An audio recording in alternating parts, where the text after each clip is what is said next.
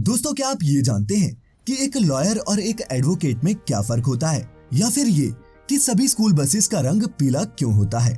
अच्छा, क्या आपने कभी ये सोचा है कि 100 साल से भी ज्यादा समय से डूबा टाइटैनिक जहाज आज तक समुद्र से निकाला क्यों नहीं गया। सोचने पर मजबूर न कर दें, वो फैक्ट्स ही क्या। लेकर चलूंगा आपको आज एक बार फिर इनक्रेडिबल और ऑसम फैक्ट्स के इस कमाल के सफर पर। तो दिल थाम लीजिए और हो जाइए तैयार। शुरू करते हैं फैक्टिफाइड हिंदी पर आज का ये सफर।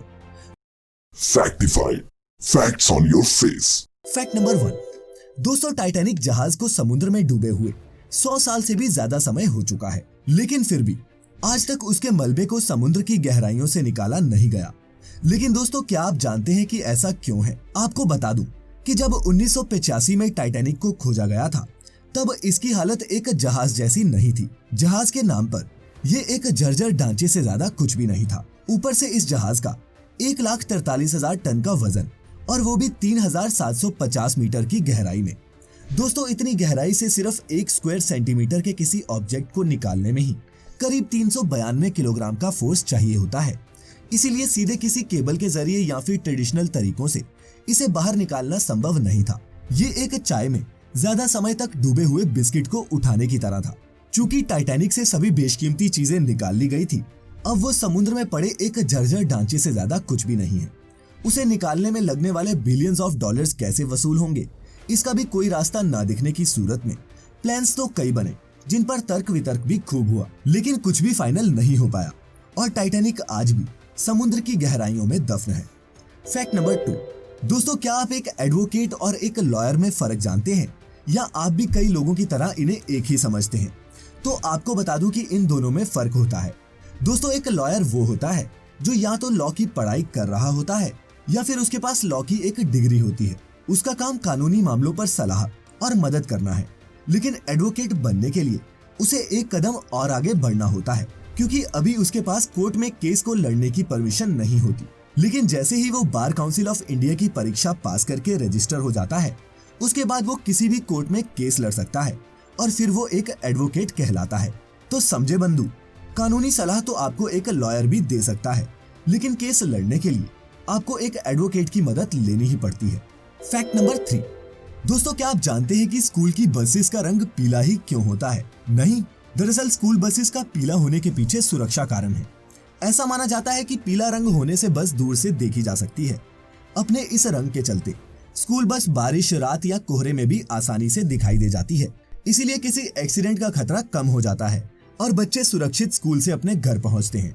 साथ ही दोस्तों, आपको ये भी बता दूं कि भारत ही नहीं, दुनिया के सभी देशों की स्कूल बसेस का रंग पीला ही होता है। Fact number 4।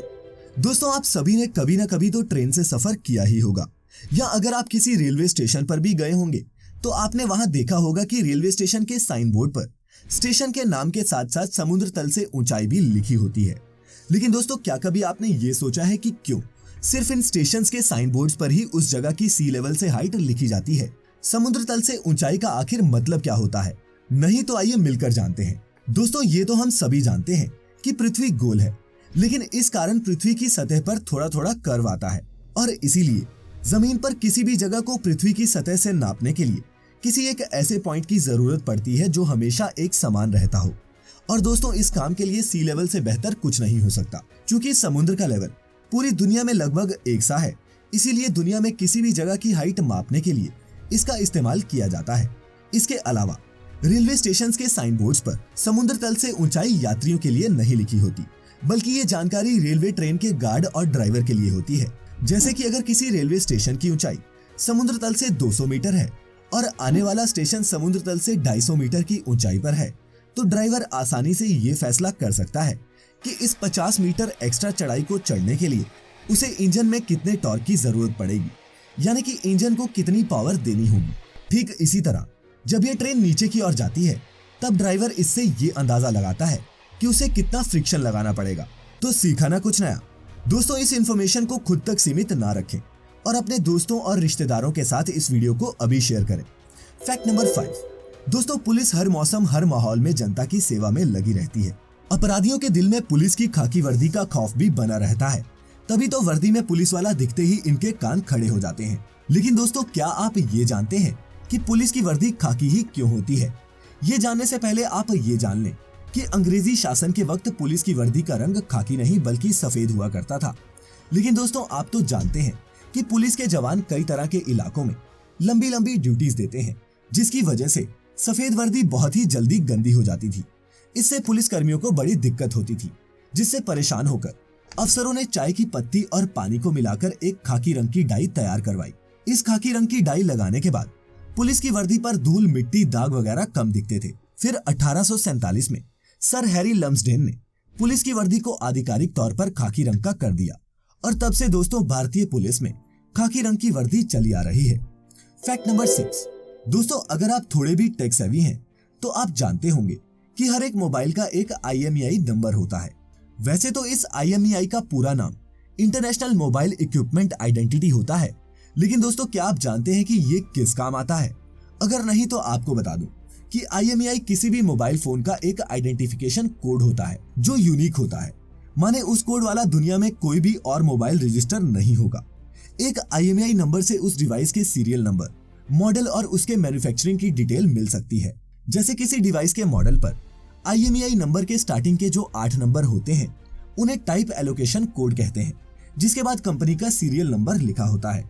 14 से 16 डिजिट वाले IMEI नंबर में उस मोबाइल से संबंधित वो सभी जरूरी जानकारी दी गई होती है, जिससे मोबाइल के खो जाने या फिर चोरी हो जाने पर उसे आसानी से ट्रैक किया जा सके और किसी संदिग्ध IMEI वाले मोबाइल फोन को नेटवर्क एक्सेस करने से रोका जा सके। दोस्तों सिक्योरिटी एजेंसीज इस IMEI नंबर का इस्तेमाल करके किसी शख्स की एग्जैक्ट लोकेशन का पता भी लगा सकती हैं। खैर अब बढ़ते हैं हमारे अगले फैक्ट की तरफ। Fact number 7। दोस्तों आपने देखा होगा कि कई वाहनों की नंबर प्लेट पर नंबर नहीं होता, सिर्फ A/F लिखा होता है। लेकिन क्या आप जानते हैं कि इसकी फुल फॉर्म क्या होती है या फिर ये क्यों लिखा जाता है? अगर नहीं तो मैं आपको बता दूं कि A/F का फुल फॉर्म अप्लाइड फॉर होता है, यानी ये कि गाड़ी के मालिक ने गाड़ी के नए नंबर के लिए अप्लाई किया हुआ है और जब तक गाड़ी को परमानेंट नंबर नहीं मिल जाता तब तक उसको नंबर प्लेट पर AF या फिर अप्लाइड फॉर लिखने की छूट दी गई है। दोस्तों आपको ये भी पता होना चाहिए कि गाड़ी नई हो या पुरानी, हर एक वाहन का मोटर व्हीकल एक्ट 1989 के तहत रजिस्ट्रेशन करवाना जरूरी होता है। बिना किसी रजिस्ट्रेशन नंबर के गाड़ी चलाना गैर कानूनी है। जब कोई भी गाड़ी, चाहे वो 2 व्हीलर हो या 4 व्हीलर, शोरूम से निकलती है तो उसे एक टेम्परेरी नंबर दिया जाता है। अगर किसी गाड़ी को टेम्परेरी नंबर नहीं दिया जाता, उसी स्थिति में उसकी नंबर प्लेट पर AF लिखा जाता है। तो सीखा ना कुछ नया। इस वीडियो को एक लाइक दिए बिना कहीं मत जाना। Fact number 8। दोस्तों क्या आप जानते हैं कि अमेरिका जैसे कई पश्चिमी देशों की सड़कों पर गाड़ी दाईं ओर चलती है, जबकि भारत में गाड़ी सड़क की बाईं ओर चलाने का नियम है। लेकिन क्या कभी आपने ये सोचा है कि ऐसा क्यों होता है? अगर नहीं जानते तो अभी जान जाएंगे। दरअसल पहले के समय में जब ट्रांसपोर्टेशन के लिए हमारे पास सिर्फ घोड़े थे, तब सभी किसी भी रास्ते की बाईं ओर चलना पसंद करते थे, क्योंकि एक तो बाईं ओर से घोड़े पर चढ़ने और उतरने में आसानी होती थी और दूसरा कि रास्ते में किसी खतरे की स्थिति में उनका दायां हाथ हमेशा तलवार थामे हमले के लिए तैयार रहता था। लेकिन फिर घोड़ा गाड़ी के इस्तेमाल के साथ ही दुनिया के कई इलाकों में सड़क की दाईं ओर चलने का प्रचलन बढ़ा, क्योंकि इसका चालक बग्गी की बाईं ओर बैठता था और सड़क की दाईं ओर चलने से उसे दूसरों को रास्ता देने में आसानी होती थी। आज विश्व के सभी देशों के अपने इतिहास और भौगोलिक स्थिति के हिसाब से अलग अलग नियम है। दुनिया के कुछ देश सड़क की दाईं ओर गाड़ी चलाते हैं तो कुछ सड़क की बाईं ओर। लेकिन दोस्तों दुनिया भर के जो 35% लोग सड़क की बाईं ओर गाड़ी चलाते हैं, उनमें से ज्यादातर देश ब्रिटिश कॉलोनीज थी। चूंकि इंग्लैंड ने भारत पर भी कई साल राज किया है, इसीलिए भारत में गाड़ियों की बाईं ओर चलने का कारण इंग्लैंड है।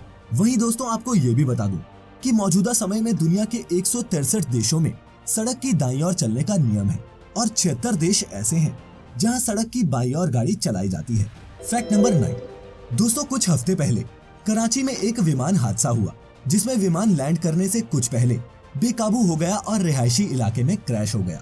आपने भी अगर इस विमान के पायलट का वायरल ऑडियो सुना होगा तो आपने उसे कंट्रोल रूम में अपने आखिरी मैसेज में मेडे मेडे कहते सुना होगा। Runway available to land at 25.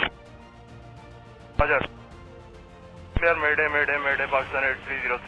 लेकिन दोस्तों क्या आप जानते हैं कि मेडे का मतलब क्या होता है? नहीं तो दोस्तों आपको बता दूं कि ये उन बेहद ही खराब परिस्थितियों में दिया जाने वाला मैसेज होता है जब विमान और पायलट की जान खतरे में हो। मेडे फ्रेंच वर्ड मेडियर से निकला है, जिसका मतलब होता है कि मेरी मदद करो। इस मैसेज के मिलने से कंट्रोल रूम को ये पक्का हो जाता है कि विमान पायलट के कंट्रोल में नहीं है और वो कभी भी क्रैश हो सकता है। Fact number 10। दोस्तों, अगर आप काफी समय से इंटरनेट से जुड़े हुए हैं तो निश्चित ही आपका पाला कभी न कभी कंप्यूटर वायरसेस से पड़ा ही होगा। लेकिन दोस्तों, क्या आप ये जानते हैं कि दुनिया का पहला कंप्यूटर वायरस पाकिस्तान के 2 भाइयों ने बनाया था, और वो भी गलती से। जी हाँ, ये वो दौर था जब पाकिस्तान के साइबर हब कहे जाने वाले लाहौर शहर के बासित और फारूक ने कंप्यूटर की दुनिया को नया नया ही देखा था। साइबर कैफे में कोडिंग सीखने के बाद उन्होंने कुछ सॉफ्टवेयर्स बनाए जिन्हें बहुत ही सस्ते दामों पर वो बेचने लगे। लेकिन सॉफ्टवेयर्स को खरीदने वाले उनकी कॉपीज बनाकर उसे आगे मुफ्त में बांटने लगे। इसके बाद उन्होंने फैसला किया कि वे सॉफ्टवेयर पायरेसी से बचने के लिए भी एक नया सॉफ्टवेयर बनाएंगे। लेकिन बनाते समय उन्हें ये अंदाजा नहीं था कि वे जो सॉफ्टवेयर बना रहे हैं वो आने वाले वक्त में दुनिया के सबसे पहले कंप्यूटर वायरस के रूप में जाना जाएगा। दोस्तों, इसका नाम रखा गया था ब्रेन वायरस, और इसके बनने के बाद ये दोनों भाई अपने हर सॉफ्टवेयर में इस ब्रेन वायरस को डाल कर देते थे। अब जब भी कोई कस्टमर उनके सॉफ्टवेयर को गैर कानूनी तौर पर कॉपी करने की कोशिश करता तो उसके कंप्यूटर में ये ब्रेन वायरस लोड हो जाता, जिसके बाद कंप्यूटर स्क्रीन पर उनकी कंपनी का नाम, उनके स्टोर का फोन नंबर और एड्रेस लिखा आ जाता। कुछ ही समय में ये वायरस यूरोप और अमेरिका में भी पहुंच गया और लोगों के सिस्टम्स को इन्फेक्ट करने लगा। इससे पहले तक लोगों ने कंप्यूटर वायरस जैसी किसी चीज के बारे में सुना तक नहीं था। इसके बाद इन दोनों ही भाइयों ने अपनी कंपनी का विस्तार किया और आज ब्रेन टेलीकम्युनिकेशंस पाकिस्तान में इंटरनेट और टेलीकॉम सर्विस प्रोवाइड करती है। तो है ना पहले कंप्यूटर वायरस का जन्म इंटरेस्टिंग। लेकिन ऐसे तो अभी और भी कई इनक्रेडिबल और ऑसम फैक्ट्स हैं जो लेकर आएंगे हम अपनी अगली वीडियो में।